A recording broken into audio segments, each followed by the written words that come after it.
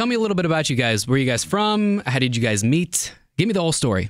We're all from Arkansas, and we met about 7 years ago when I finished college. This guy named Steve Smith, who's a longtime family friend of mine, was playing in a band with Hannah and her mom and dad. And so Steve asked me to join, and then about a month later, we heard about Cheryl, and we pulled her in too because we heard she had some mad mandolin skills.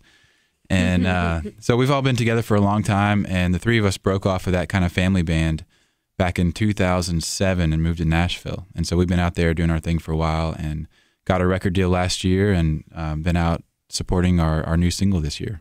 And you guys, I had read, and I was excited when I saw this too, and know that you guys are coming in studio. You guys got a big tour getting ready to happen this summer too. Yeah. That's right, yeah. And you guys will be in St. Louis for it. We will. That's right. We're opening for Brad Paisley this summer. That is so awesome. The H2O2 tour. Isn't H2O2, isn't that like peroxide? It Yeah. is. It is. So we can call it the peroxide tour. II. He did a tweet like last week I saw. It's like, it's H2O2 II for all you peroxide Nazis.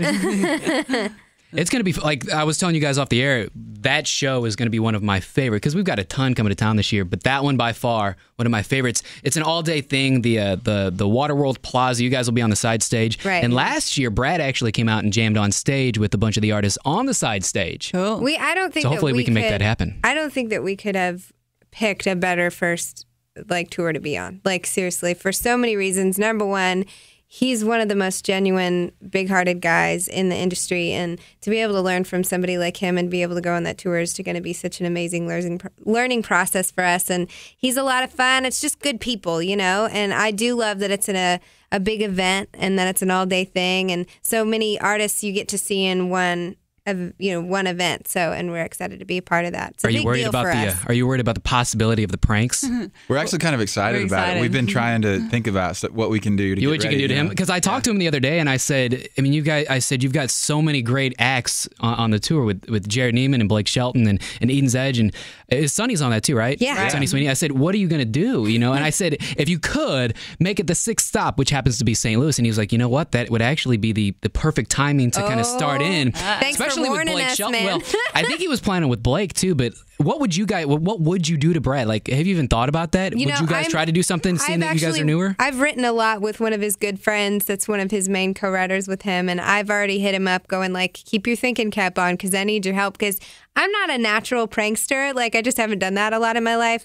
I have a feeling Dean's going to be the best out of the three of us, and I think we need to assess when we get on to the tour. We're going to check it out, see where, we could kind of slide in and do a little trick or something to be funny. But actually, we debuted on the Opry last Saturday, and Brad was sweet enough. He was playing that night. He was sweet enough to come out and introduce us. And afterwards, we were talking and saying, we're thinking about it, but we said it on the Opry, we're going to prank you. You just be warned. And we saw him backstage, and he was like, you started it. And so I think it's going to be really bad.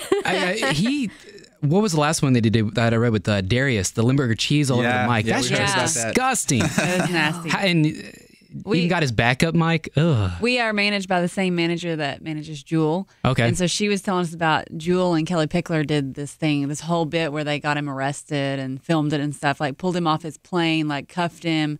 And that was a pretty good prank. I think he said that was the best prank he's gotten. Because it was kind of after the tour, and he was headed home from the end of the tour. So he was like, oh, I'm free. And then he, gets arrested when he lands. And so, I don't know. There were crickets in the they put a whole bunch of crickets in the bathroom of a bus. Yeah. They've done all kinds of stuff. What was it that we heard Eric Church printed up 200 meet and greet passes right before a show? And he had to hurry up and sign. Brad had to hurry up and sign a whole bunch of 8x10s for him. And so then as a rebuttal to that, they had this Twitter feed in the background, and Brad kept tweeting on the screen all this funny stuff about him while he was playing, and everybody was laughing. He didn't know why, and he'd turn around and they'd turn off the screen right when he turned around. And I'm envious of you guys getting to go out and just party with Brad all summer long. That'd be so much fun. It's good fun, It's our kind of fun. And then you guys, did I read it right? Are you guys going to be in Vegas for the ACMs too? That's yes, right. we will. Are you planning? You're playing on Fremont Street, aren't you? Did I read that? We're not sure yet. if you've heard that, you know more than us, man. We do what they tell us to do at this point, for sure. I thought I had read that. Maybe I'm wrong, but I thought I had read that the other day. But you guys are going to be in Vegas, though. That'll be our first big award show, so we're real pumped about that. It's going to be a lot of fun. So we're going to play some songs here in just a few minutes. Describe what kind of sound you guys have. Who do you guys kind of consider yourselves, kind of being like?